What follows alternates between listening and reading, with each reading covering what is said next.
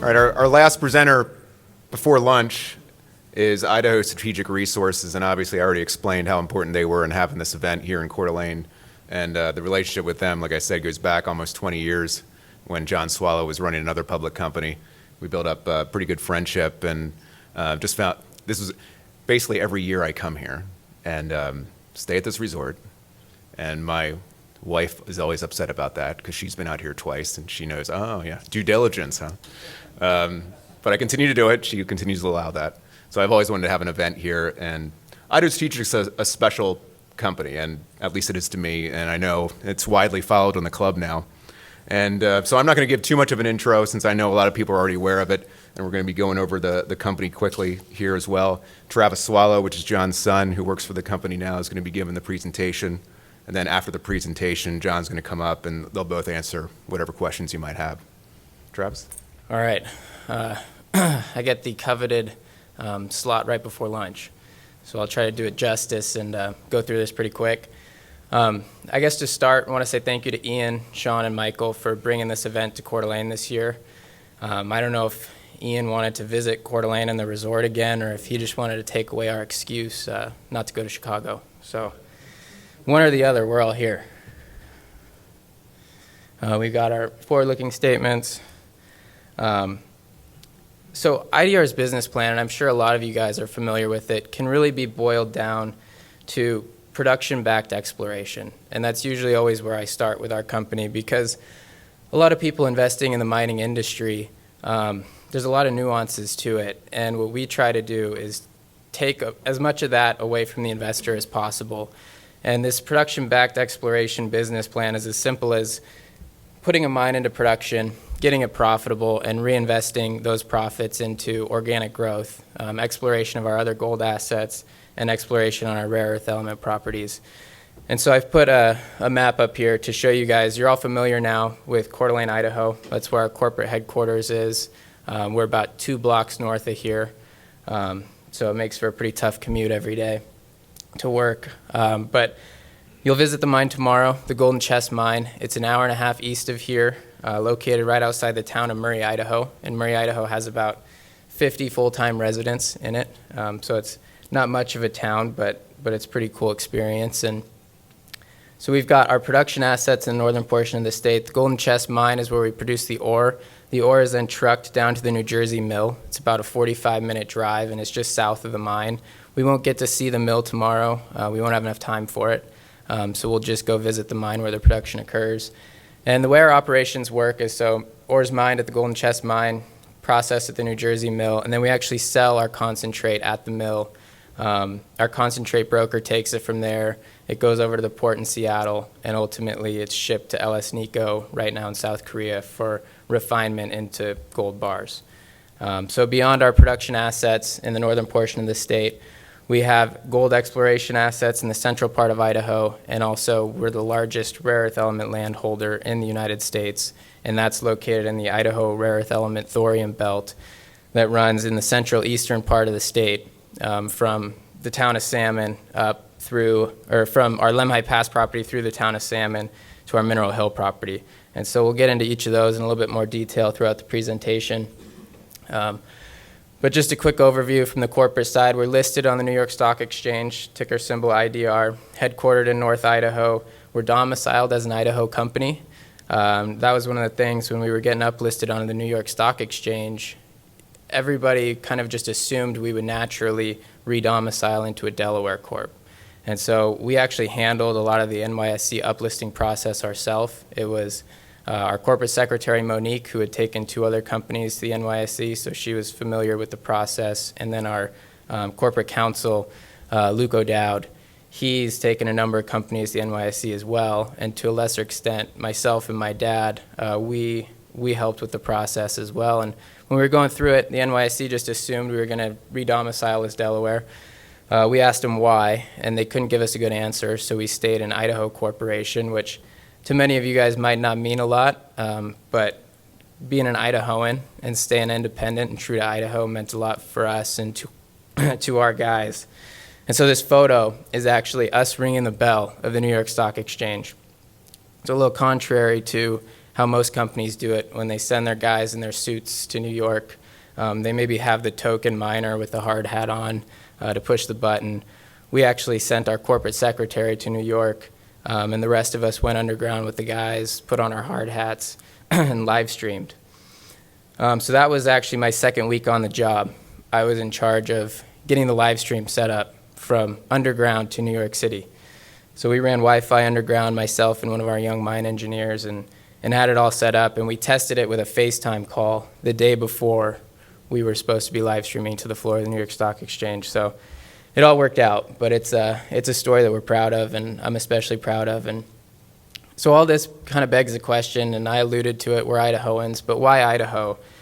And the big thing for us is that Idaho, yes, it's an underexplored mineral endowment. A lot of the larger companies, it seems, have ignored Idaho in the past, and there's a number of reasons or potential reasons for that. If you speak to our geologists, they'll tell you that, you know, when he was working at Newmont was, okay, we're focused on open pit mines. In Idaho, if you know the geology of the region, it's mostly orogenic gold, silver deposits, narrow vein underground mining. There's not a lot of that big open pit potential here in Idaho.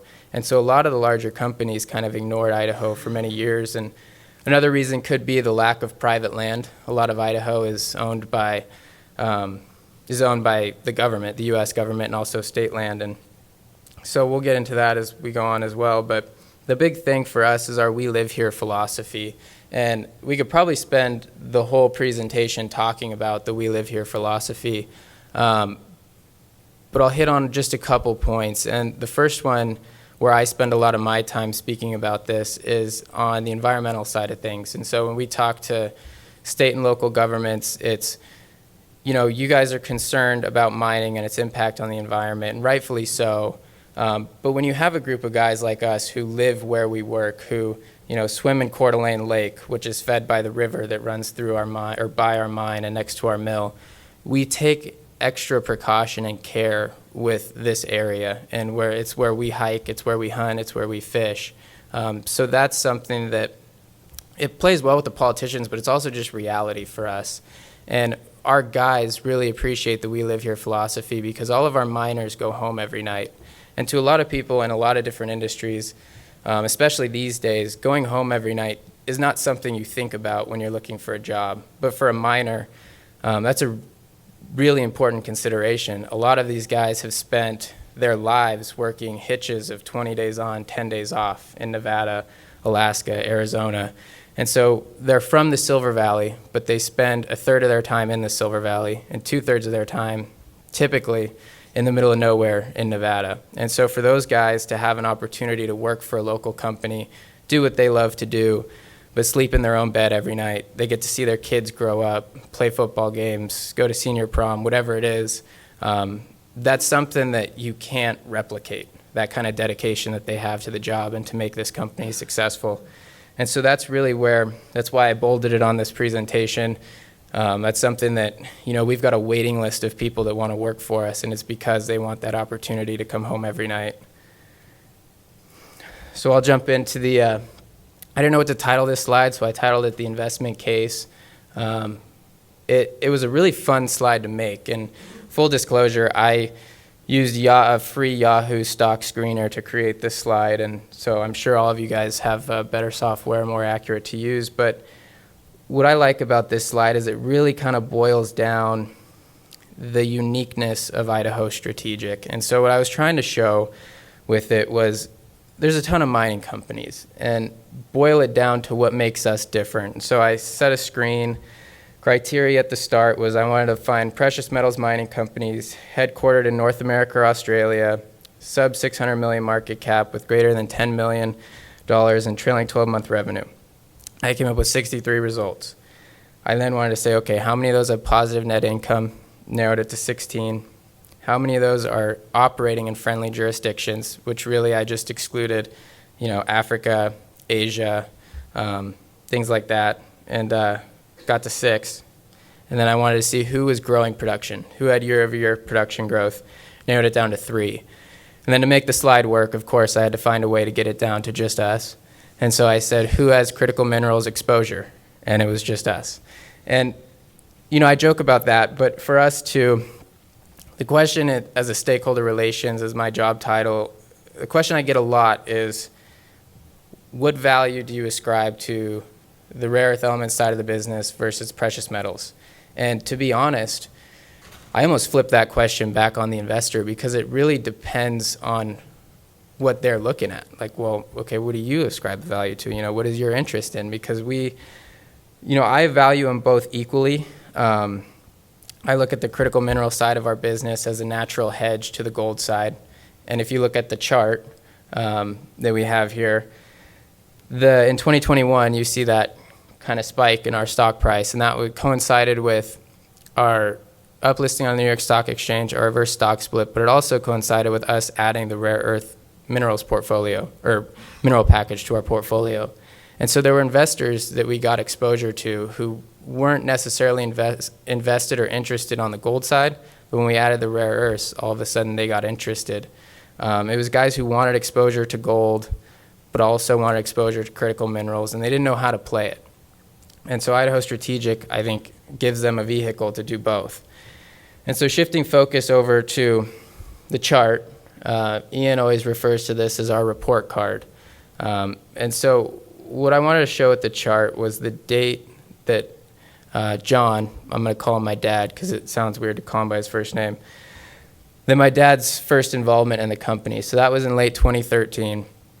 And the reason I put the chart up here is to kind of give you a frame of reference for in 2013 what the business looked like. And in 2013, when he came into New Jersey Mining Company at the time, they had $1,000 in the bank. They had $500,000 in debt. They had 48% ownership of the Golden Chest mine. They had a mill that they had majority control of, but had no ore to feed it with. And he was excited about that. And he walked into that and saw a whole lot of opportunity. And fast forward to what we are today. We have 100% control of the Golden Chest mine. That mine expanded from 220 acres to now our Murray Gold Belt land holdings is over 7,000 acres. We have ore to feed the mill. They put the open pit into production, which you'll see tomorrow, to fund the expansion of the underground mine. And now we've transitioned from open pit and underground mining to solely underground mining. The underground mining has gone from unprofitable to break even to now profitable. And so all of that has happened since 2013, and it was built on a base of next to nothing. Most people would have walked away from that. But to my dad's credit, Grant's credit, they stuck with it, and excited about where we are today. So here's a quick financial profile of the company. We released our second quarter results this week on Tuesday. I won't go over it too closely, but just under 13 million shares outstanding, not many warrants. All of our employees get stock options. A lot of those have been exercised this year. Still more to go. Insider ownership is just under 12%. 2024 has been a big inflection point for us from a financial perspective. 2023 was our first profitable year as a company, and 2024, I think through the first 6 months, we're about 4 times the net income in 6 months that we had in all of 2023. So 2024 has been a bit of an inflection point for us, and you can see one of the things I always pay attention to is our average feed grade. It's at 10.29 grams per ton in the second quarter. The first quarter is about 10.3, and that's something that you'll notice as we've transitioned from open pit and underground mining to just underground mining, that average feed grade has gone up substantially, which has helped a lot. So this slide does not do our mine justice as far as what you're going to see tomorrow, but it should give you a little bit of context to our operations. So on the slide, you'll see the long section there is it's kind of like the model of the mine, and everything in gray, that spiral down, those ramps, that's our current existing infrastructure, and everything in green is it's like our 5-year conceptual production map. So right now we're mining in one ore chute. It's called the Skookum ore chute. It's that one in the middle that has a spiral. Just at the Golden Chest mine, which sits on 220 acres, we have 6 identified ore chutes that we can expand production to. And that's what we're looking to do over the next few years. We've got the Paymaster ore chute is the ore chute immediately to the south, where you'll see the green spiral ramp. That's a conceptual ramp that hasn't been developed, but our mine engineers are working on the model for. And so this year, and near-term production targets about 10 to 15,000 ounces a year. We've got an assumed all-in sustaining cost at about $1,300 an ounce, which is right in line with what we did in Q2 this year. All-in sustaining cost per ounce is a non-GAAP measurement, and so to compare all-in sustaining cost company to company is not really apples to apples. And for us, it's going to fluctuate with the amount of exploration that we're doing. So I didn't plan it this way, but it happened to fall right in line with $1,300 this quarter. The expansion opportunities we have at the mine, I think, is something that gets lost on investors sometimes, is how not easily, but straightforward our expansion plan is, and how straightforward it can be. And so for us, if you followed us, you've seen us talk about the paste backfill plant. That plant is in the process of being built, so the pad has been constructed. We're ready for the foundation. That paste backfill plant will save us anywhere from $500,000 to $800,000 annually, but what it does beyond the cost savings is it allows us to increase our mine development, because currently when our miners fill a stope, so a stope is a tunnel along the vein where you're taking ore out. And what you have to do is you have to then go fill that with Portland cement and waste rock, pack it in really tight, let it cure so you can go mine underneath it. And then that becomes your new ceiling that you're mining underneath. And so the paste backfill plant is an easier, quicker method of backfilling that we didn't previously have available to us. And so that plant will save us about $20 per ore ton of ore that we mine. And what that'll allow us to do is it's the difference between filling a bucket. Say, we always use this example, you're filling a 5-gallon bucket with a spoon versus a hose. And so the paste backfill plant, we're able to pump that cement waste rock solution underground rather than truck it in bucket by bucket. The second expansion opportunity we have is adding a night shift. So we run 7-11s now, 7 days a week, 11 hours a day. We could, in theory, very easily double production by just adding a cross shift that works overnight. Now, we've got reasons for delaying that until the paste backfill plant is in place, but a lot of people, I don't think, recognize kind of the leverage we have there, and that just adding another shift could double our production. So we'll shift now to some of the gold exploration opportunities we have. We've got the Murray Gold Belt, which is where the Golden Chest is located. That's where we'll all visit tomorrow. The Golden Chest itself, I said, sits on 220 acres. We have over 7,000 acres in the Murray Gold Belt. And the interesting part about the Murray Gold Belt, both it and Eastern Star, which is one of our properties in central Idaho, is that these were properties that a lot of the larger mining companies had kind of poked around in the past. They had looked for low-grade, bulk mineable deposits. Nobody was really looking for that narrow, high-grade underground mine, which is our specialty. And so there's a lot of opportunity at both these projects to identify narrow, high-grade underground opportunities.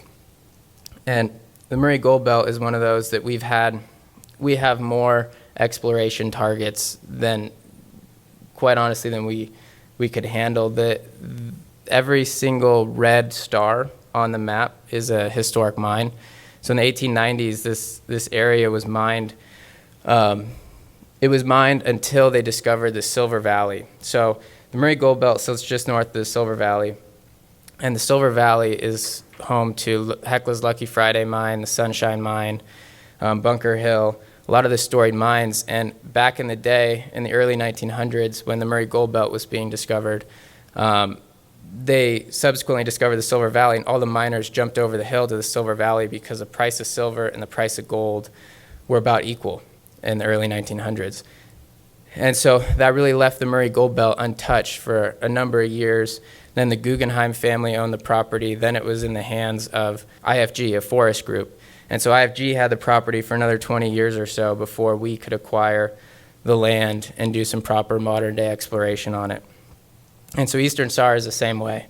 It was another property where the big guys poked around in the past looking for bulk mineable deposits. They ended up walking because they weren't interested in the narrow vein, high-grade underground stuff.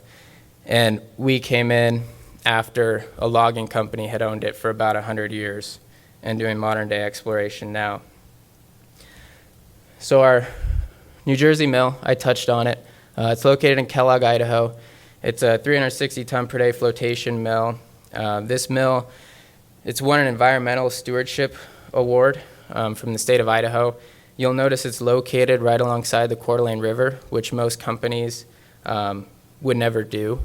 They would shy away from that. They don't want that kind of environmental risk, but we see that as, no, let's use our mill as an example of what we can do, how environmentally sustainable our company is. And so our mill is located right along the river. It's a zero discharge mill.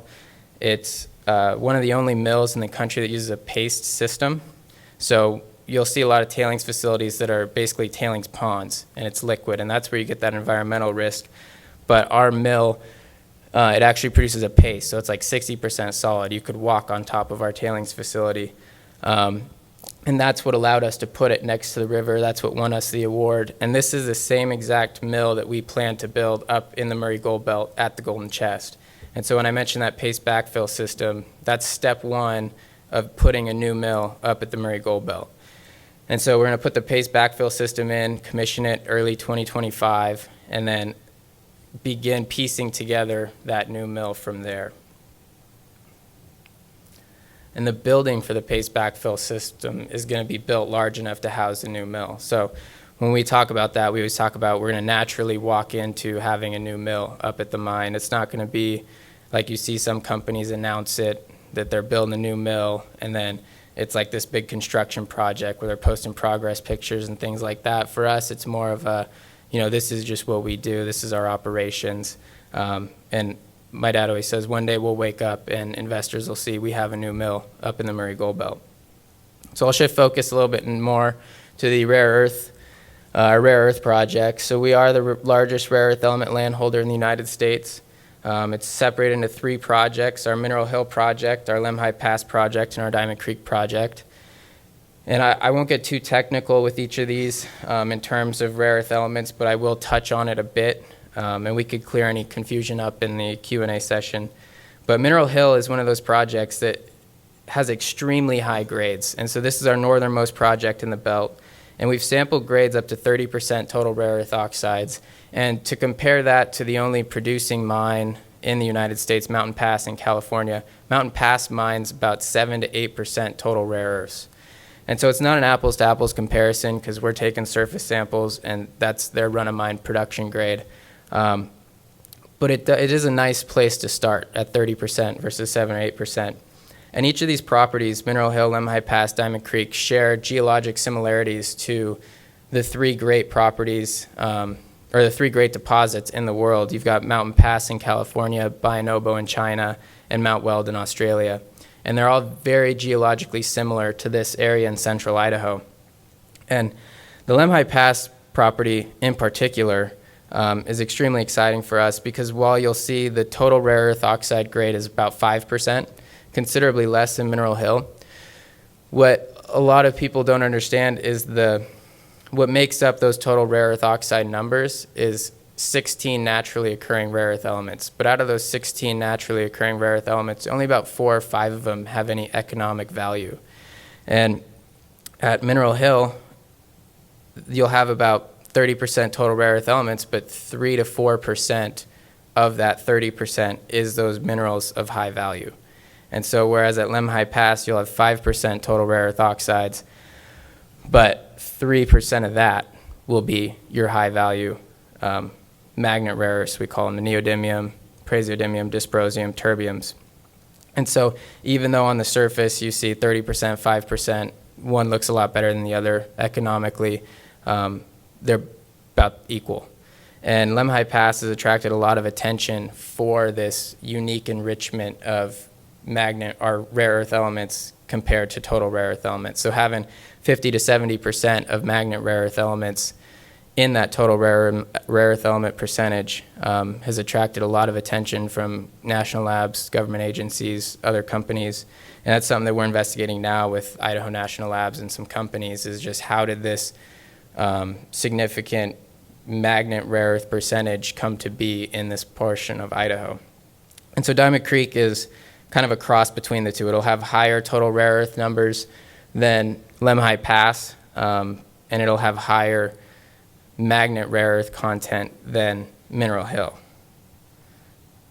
And so we've got, I kind of alluded to it, we've got a number of domestic partners we're working with. Idaho National Labs is just 2 hours south of our rare earth element projects.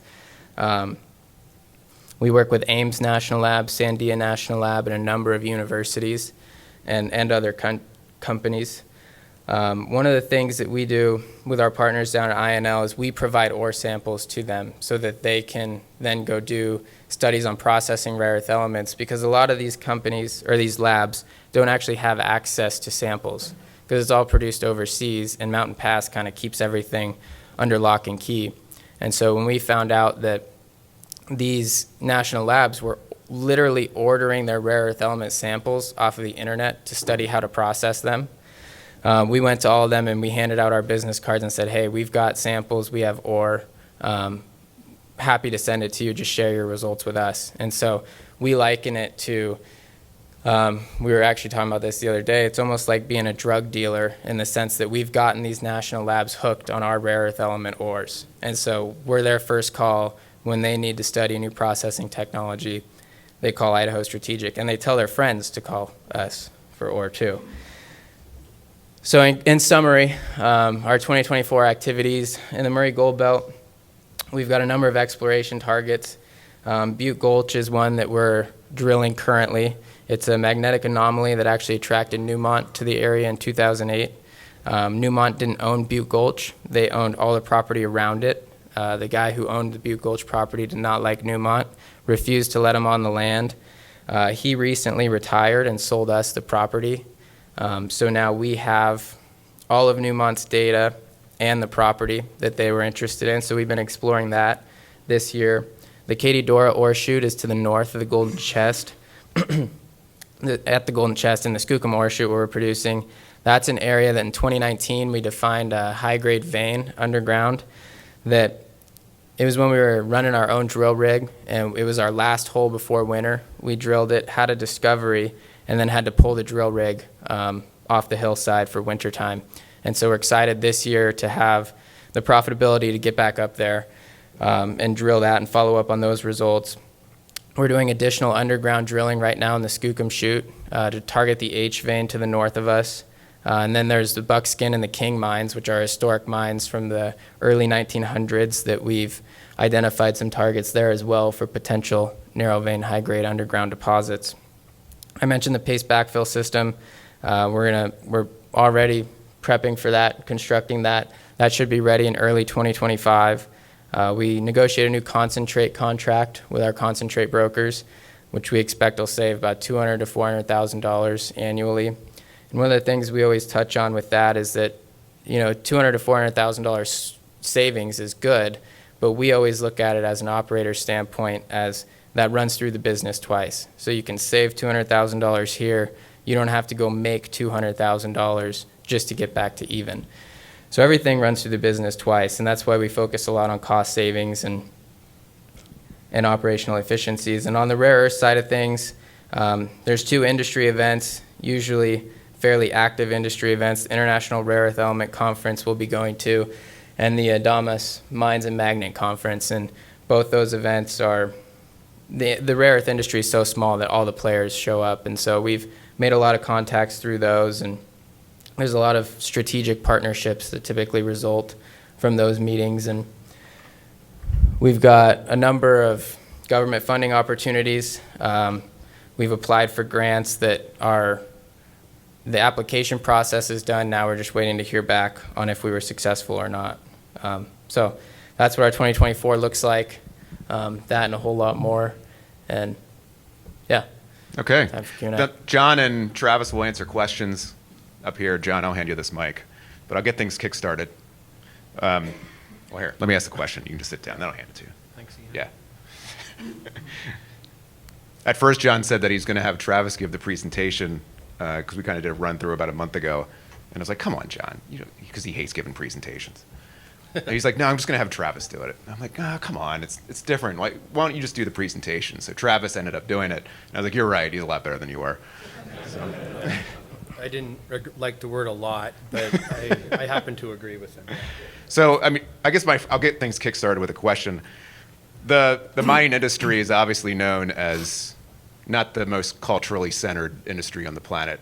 And I think Travis highlighted some of the differences, that you guys approach kind of culture. I'm just curious to hear a little bit more about that. Why is it so hard to build culture in a mining company? And what does culture mean to you over the years? I guess what I would say is culture matters in any company. So, I mean, really, we're all in the people business. Mining just happens to be why our group is all together. But if you're going to start small and ask people to sacrifice and own it and all that kind of thing, you really have to focus on the people, the little things that can turn into big things from a personality standpoint. And I've got a lot of battle scars from not focusing on it in the early days to kind of making sure that you've got everybody kind of having that kind of alignment. But now you see it. I was thinking about somebody's going to ask me the question of, what keeps you awake at night? That's kind of the pat answer. And I would say in the first 6-7 years, I didn't sleep much at all. Now, if you look at our company and when you guys are up at the mine, I bet we probably have 10 father-son teams, uncles, nephews, husband, wives. I mean, everybody owns this thing. I mean, you can see it all the way through. One of the things about our culture is it also comes down to compensation. When a guy is working underground, he gets in his head, he's thinking about, he has all day, to think about what the CEO or the boss took from him or isn't giving him or whatever. And so, you get to know, I kind of have a blue-collar background. You kind of understand the blue-collar mentality.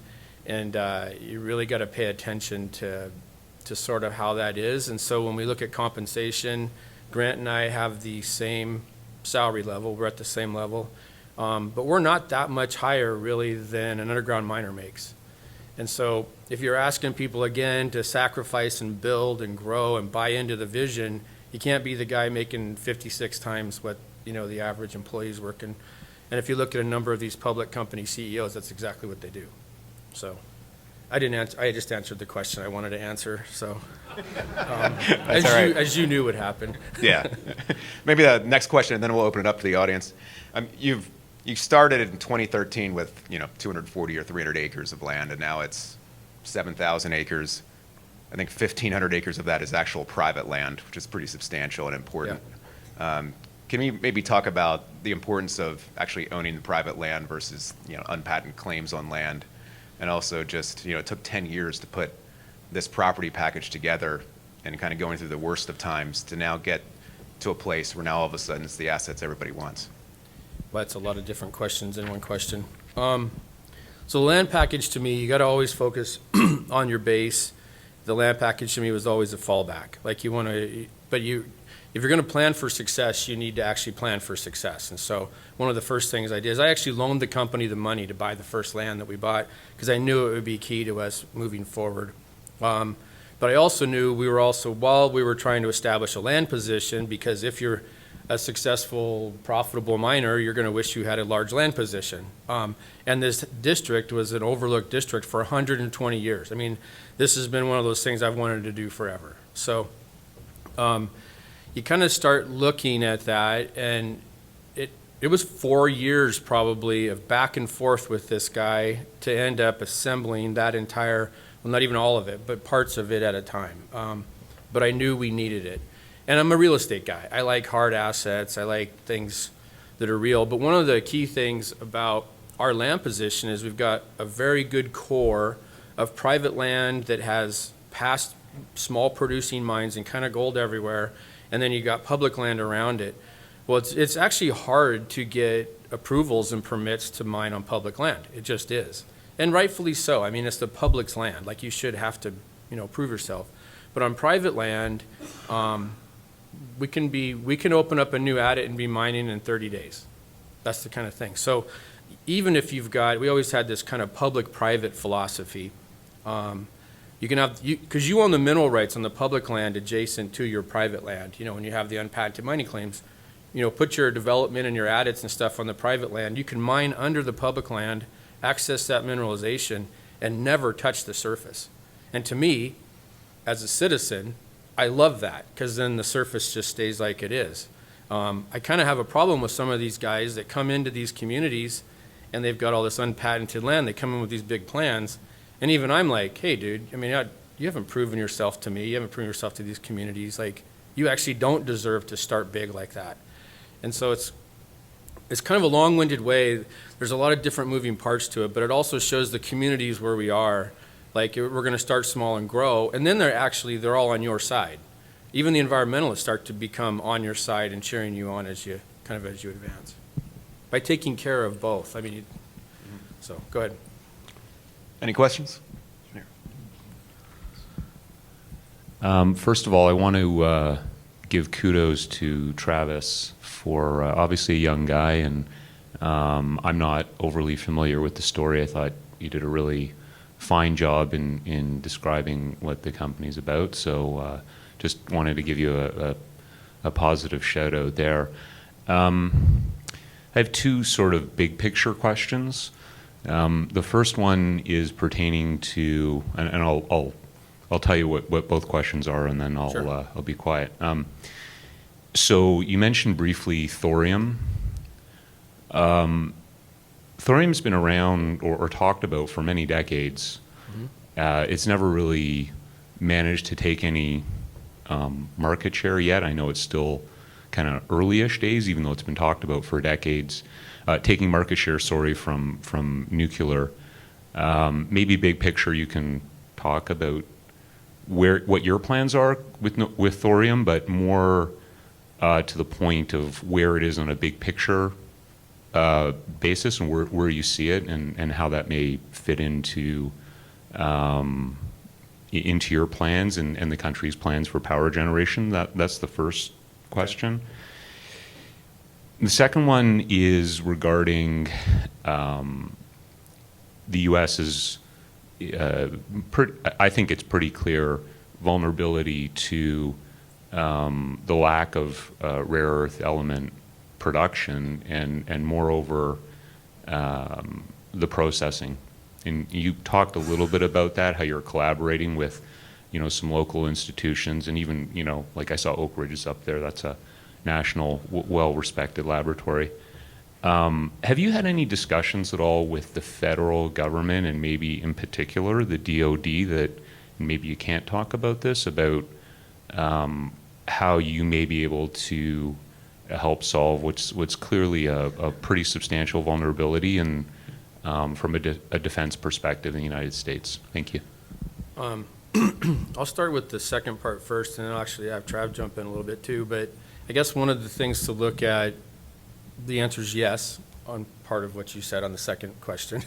2023 was a very busy year for us on the rare earth side of the business. We spent a lot of time working with national labs, universities, a number of folks in the Department of Energy, even the EPA, the gentleman that's on Biden's Council for Tribes. Like, we got invited to an event in Denver that we were the only company there, and it was all of the suits from the government. And it was very interesting. They really liked our perspective. They knew we had the largest land holdings in the country. We also have, we're in the top 5 rare earth element projects listed in our national inventory. And the precariousness of this is we have a national inventory listed by the USGS for critical minerals, and none of them are shovel ready.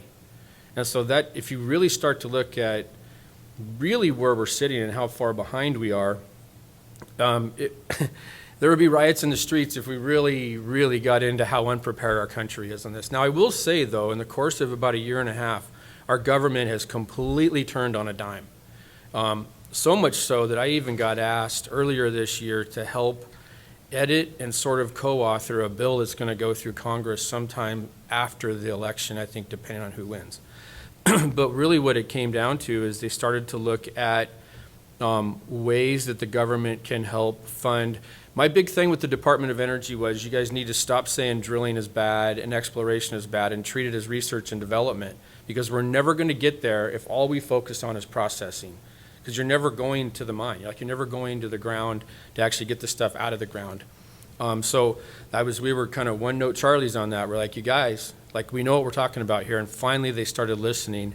And one of the things we worked on was getting 50% cost share for drill programs. The DOE did start calling it research and development. Some of these meetings, these people were paying attention to us. And so if you would have asked me 2 years ago, I'd say we're toast as a country, really, for where we're going. Right now, I'd say we're going to make a ton of wrong decisions, but at least we're moving. You got anything to add to that? Not on that part, no. Okay. And I'm going to let Trav jump in on the thorium side. It's actually kind of interesting. Yeah, so thorium was actually how the rare earth elements in Idaho were discovered. It was back in the 50s and 60s. The Atomic Energy Commission, they were going around the United States looking for sources of uranium and thorium as we were headed into the Cold War with Russia. And they ended up discovering the rare earth elements as a byproduct of this search for radioactive material. And so thorium hasn't been talked about a lot in the United States, but it is gaining a lot of traction over in Asia and Europe. And so China just commissioned their first thorium reactor early last year. India is commissioning a thorium reactor. And here in the United States, from what we've understood from national labs, is that they want to get the public to accept nuclear power first. And then from there, they're going to say, okay, now let's look at what's the better fuel source, uranium or thorium. And if you want to make bombs, it's unquestionably uranium.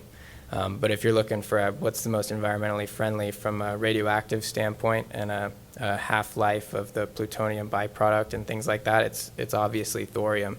And so we see a bright future for thorium. The timeline is kind of unknown on when that could come around, if ever. We talked to folks in the national labs. It seems like the older gentlemen and ladies in the national labs kind of have their same spiel of, oh, that's 10 to 15 years down the road. If you talk to some of the younger folks at the national labs, they say, no, it's more like 3 to 5. So it's kind of an evolving story, but it's one where we were focused on the rare earth elements and we kind of got the thorium for free, and it just happened to be that Lemhi Pass is the largest thorium district in our country. So I guess we're not investing heavily on the thorium side of things, but we are advancing relationships so that if that comes to light, we're prepared for it. One quick thing I'll add to that is, believe it or not, this is the first time ever we've had companies reaching out to ask us about when we're going to be in production on the thorium side, and it's people from Europe.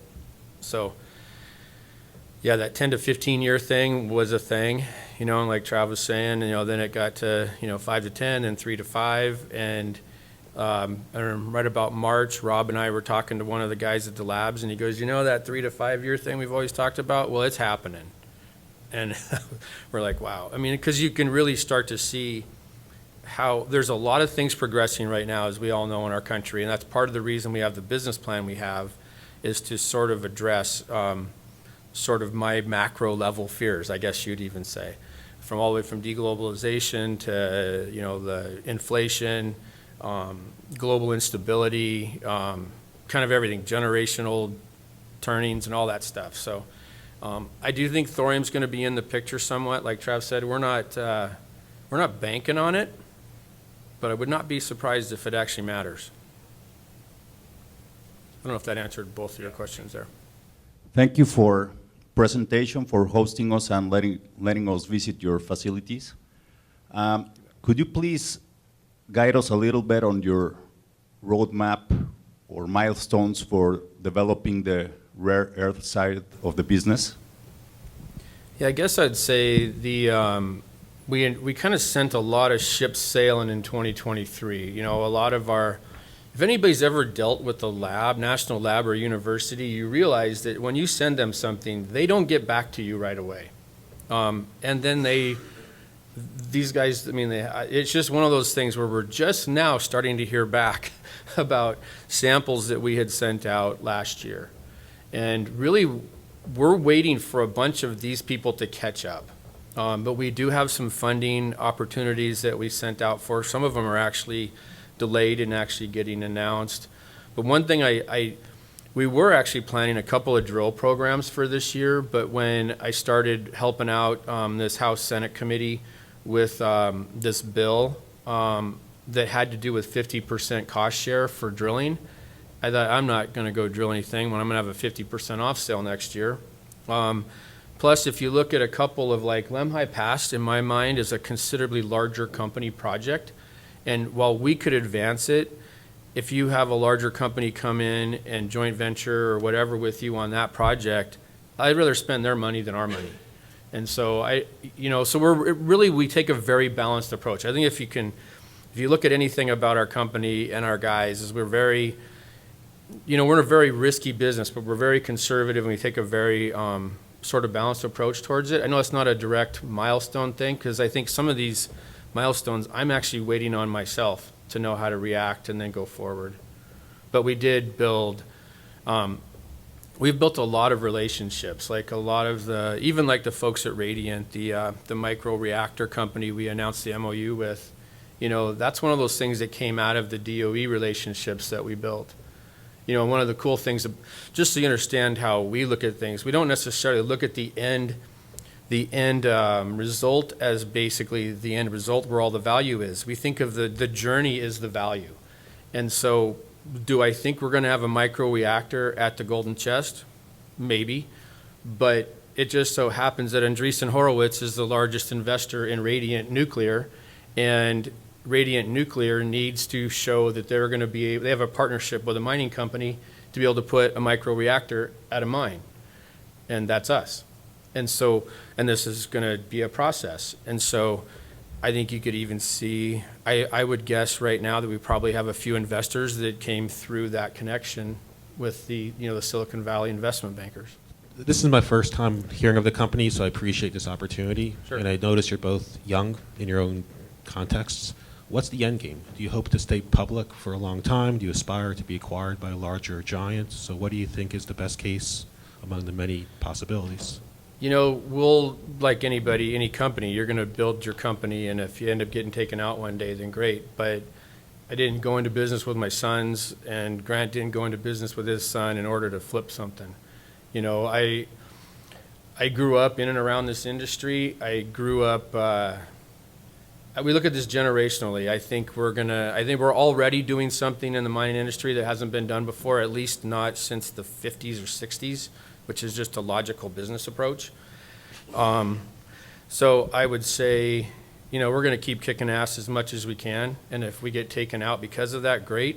I'm a large shareholder. I'd love that. But you know what? We're going. I mean, that's kind of our thing. It was extremely difficult to build the company to where we are. And this open field running in front of us now is nothing compared to what it took to get here. And I am really looking forward to what's coming. Because now, make a little bit of money and start showing what you can do with that versus, robbing Peter to pay Paul to build something for 10 years. And, when Grant and I started out, we were co-signing loans. I had a bunch of my real estate back in our property. It was a lot of things like that. I knew exactly what I was doing. It wasn't that we're naive. We just knew that was the opportunity. And we did start this company. We started building when times were bad because you needed to be exactly where we are when all this stuff came together. And it just happened that it worked. Like globally, the way we look, we tend to look quite a ways down the line. So we're looking generationally, and you've met Travis, my other son Ryan is there. Once a guy was asking me about our depth in our business, we've got it. These young guys coming up are way better than us. And so when it was just me running around, I'm like, oh crap, what do I do now? What happens if something happens to me? When Ryan and Trav joined the business and added value on day one, and then we launched, and when you meet Andrew up at the mine, you'll see the same thing. I love where we're going to go. And then if we get bought out and all these guys are out there looking for another business to start, I'm the first investor in these guys. Okay, it's a good place to leave it. Thanks, John. Thanks, Travis.